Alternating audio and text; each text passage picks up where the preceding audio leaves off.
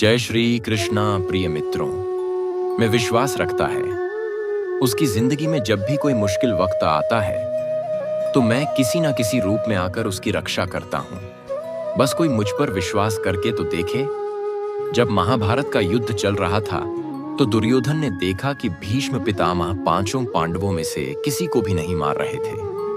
तो दुर्योधन ने भीष्म पितामह के पास जाकर कहा कि आप युद्ध तो हमारी तरफ से कर रहे हैं, लेकिन आपका मन पांडवों से जुड़ा है। आपके मन में सच्चाई नहीं है। आप अपने राजा की विजय नहीं चाहते हो। जब ऐसे कठोर वचन भीष्म पितामह से कहे तो वह क्रोध में भर गए। उन्होंने कहा, मेरी निष्ठा हस्तिनापुर के लिए है और तुम मेरी निष्ठा पर शक करते हो।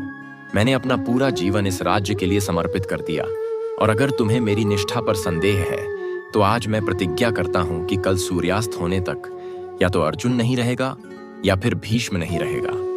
जब इस प्रतिज्ञा की बात श्री कृष्ण को पता चली वह बहुत परेशान हो गए, क्योंकि भीष्म जो एक बार प्रतिज्ञा कर ले उसे पूरा जरूर करते हैं। वह सारे राजमहल में अर्जुन को ढूंढने लगे और उन्होंने देखा कि अर्जुन अपने कक्ष में आराम से सो रहा। श्री कृष्ण ने जाकर अर्जुन को नींद से जगाया कि अर्जुन तुम इतना आराम से सो रहे हो। तो अर्जुन बोले, हे केशव, आज सारा दिन युद्ध करके मैं बहुत थक गया हूं। सोचा थोड़ी देर आराम कर लूं, कल फिर सारा दिन युद्ध करना है।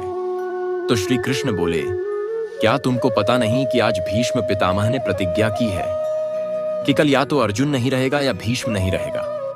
तो अर्जुन ने कहा, हे केशव, मुझे भीष्म पितामह की इस प्रतिज्ञा के बारे में अच्छे से पता है।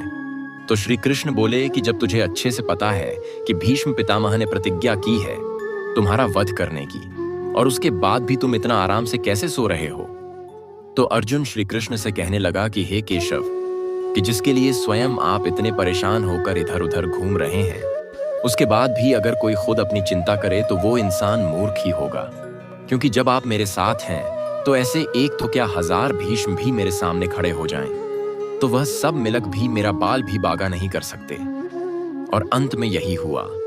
उस दिन भीष्म पितामह का वध हुआ और अर्जुन की जीत हुई। श्रीमद् भगवत गीता की 13वीं शिक्षा यह है कि अहंकारी और क्रोधी इंसान पूरे घर को, हर रिश्ते को, यहाँ तक कि पूरे देश को भी बर्बाद कर सकता है।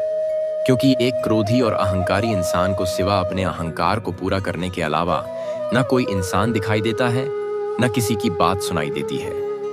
वह अपने अहंकार को जिताने के लिए अपने हर रिश्ते को खराब कर देता है, पूरे परिवार को बर्बाद कर देता है।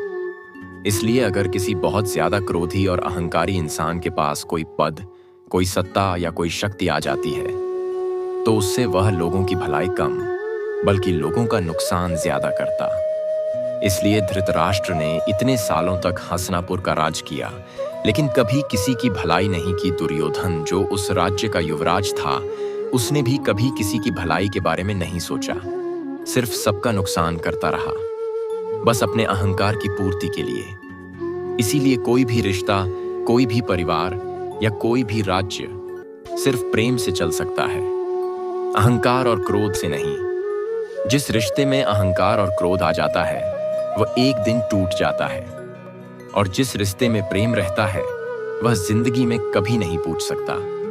श्रीमद् भगवत गीता का 4वां उपदेश यह है, इस दुनिया में परमात्मा के सिवाय किसी को अपना मत समझो। यहां कोई अपना नहीं है, क्योंकि जब दुनिया के सारे रास्ते बंद हो जाते हैं तो ईश्वर की तरफ जाने वाला रास्ता हमेशा खुला रहता है। जब जिंदगी में कोई दुख आता है, न बुरा वक्त आता है, तो दुनिया हमारा साथ छोड़ देती है, लेकिन चाहे 1000 मुश्किलें क्यों ना हो, वो परमात्मा हमेशा हमारा साथ देता है। इसलिए कहते हैं, जमाना जब भी मुझे मुश्किलों में डाल देता है, लेकिन मेरा रब 1000 रास्ते निकाल देता है। श्रीमद् भगवत गीता का 15वां उपदेश यह है कि जो जैसा कर्म करेगा उसको वैसा ही फल मिलेगा। हो सकता है बुरा कर्म करने वाला कुछ दिन मजे कर ले, लेकिन आज नहीं तो कल उसको उसके बुरे कर्मों का फल जरूर मिलेगा। जो लोग दूसरों को रुलाकर, दूसरों को चोट पहुंचाकर, दूसरों को दुख देकर खुशी होते हैं, दूसरों को दुख देकर खुश होते हैं, विश्वास रखना एक दिन उन्हें बहुत रोना पड़ेगा। चाहे आप ईश्वर को मानो या ना मानो, लेकिन इतना पक्का है कि जिसने जैसा कर्म किया है उसको वैसा फल जरूर मिलता है।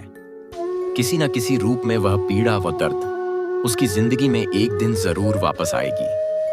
इसीलिए पाप कर्म करने वाले इंसान की थोड़े दिन की जीत को आप ये मत समझ लेना कि वह गलत काम करके भी मजे की जिंदगी जीता है। बस सिर्फ कुछ समय की बात है। जिस दिन उसका समय बदलेगा, उसका किया हुआ हर कर्म उसे भोगना ही पड़ेगा। अवश्यमेव याकुपा संगीत अकदता। भक्तवत्सला कर ले अपने किए हुए कर्म से वह कभी भाग नहीं सकता।